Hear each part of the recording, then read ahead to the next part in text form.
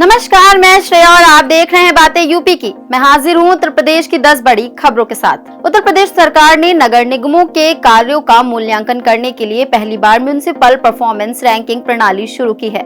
इस रैंकिंग में 6 प्रमुखता मानकों, स्वच्छता, जीवन की गुणवत्ता, आत्मनिर्भरता, सतत पर्यावरण, सुशासन और नागरिक सुरक्षा के आधार पर नगर निगमों को अंक दिए जाएंगे। पहले स्थान पर आने वाले नगर निगम को 10 करोड़ रुपए का पुरस्कार मिलेगा। जुलाई-अगस्त 2025 में परिणाम घोषित होंगे। इस रैंकिंग का उद्देश्य नगर निकायों को जवाबदेह बनाना और राज्य की आर्थिक स्थिति को मजबूत करना है। उत्तर प्रदेश के प्राइमरी स्कूलों में 31 दिसंबर से 14 जनवरी तक शीतकालीन अवकाश रहेगा। इस दौरान बच्चों को 15 दिन का होमवर्क दिया जाएगा। शीतकालीन अवकाश के बाद 15 जनवरी को स्कूल अपने निर्धारित समय पर खुलेंगे।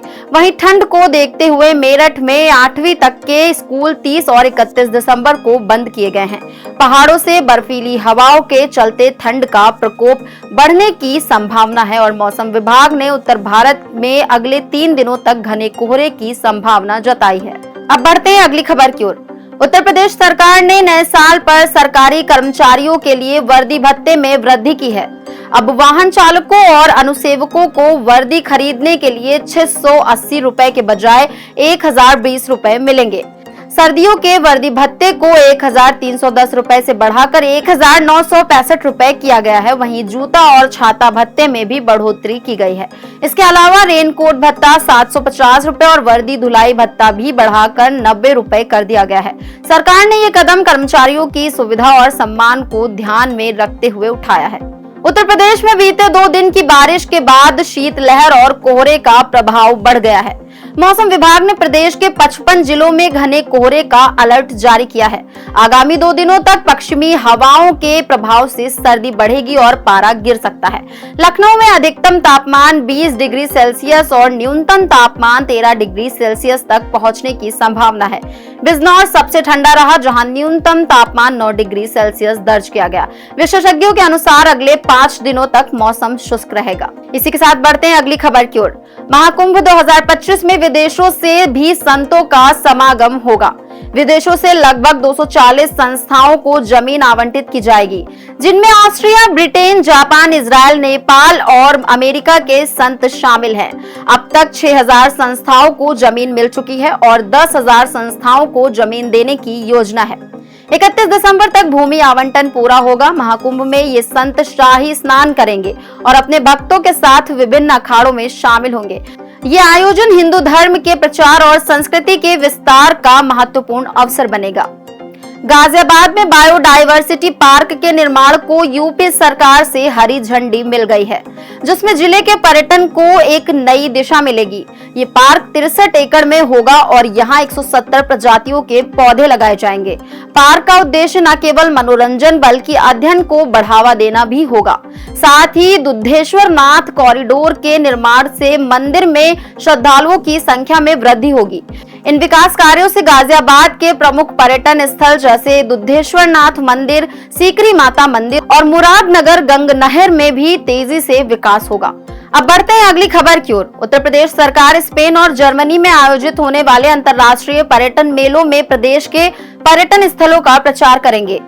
24 से 28 जनवरी तक स्पेन के मद्रिद और 4 से 6 मार्च तक जर्मनी के बर्लिन में प्रदेश के 12 पर्यटन सर्किट, एक जिला, एक उत्पाद और अन्य विशेषताओं का प्रदर्शन किया जाएगा।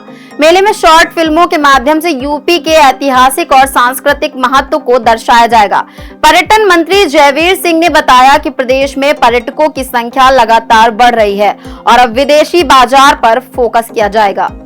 उत्तर प्रदेश के वाराणसी में पुलिस उपायुक्त चंद्रकांत मीणा ने पुलिसिंग मानकों पर खरा न उतरने वाले 20 पुलिसकर्मियों के खिलाफ कार्रवाई का आदेश दिया। इसमें 3 इंस्पेक्टर, 13 दरोगा और 4 मुख्य आरक्षी शामिल हैं। कार्रवाई के कारण पुलिस की सड़कों पर मौजूदगी बढ़ी है। रात्रि भ्रमण, जन सुनवाई और जांच में लापरवाही के कारण ये कदम उठाए गए। पुलिस आयुक्त मोहित अग्रवाल ने भी महाकुंभ की तैयारियों की समीक्षा करते हुए थानेदार के खिलाफ सख्त कदम उठाने का निर्देश दिया। इसके तहत मोबाइल चोरी की शिकायत में लापरवाही के आरोप में एक थाना प्रभारी को लाइन हाजिर किया गया। काशी विश्वनाथ मंदिर में नववर्ष और महाकुंभ के दौरान बढ़ी श्रद्धालुओं की भीड़ को देखते हुए प्रशासन ने 2 जनवरी तक सभी प्रकार के टिकटों की बुकिंग पर रोक लगा दी है। 27 जनवरी तक सभी टिकट पहले ही बुक हो चुके हैं। मंदिर प्रशासन ने भीड़ प्रबंधन के लिए विशेष इंतजाम किए हैं, जिसमें इंड टू इंड बैरिकेडिंग और जिग जैग व्यवस्था शामिल है। इस दौरान स्पर्श दर्शन बंद कर दिया गया है, जो तब तक जारी रहेगा जब तक भीड़ का दबाव सामान्य नहीं हो जाता है। इसी के साथ बढ़ते हैं आज की आखिरी खबर की ओर। प्रधानमंत्री किसान सम्मान निधि योजना का लाभ लेने के लिए 31 दिसंबर तक फार्मर रजिस्ट्री कराना अनिवार्य है।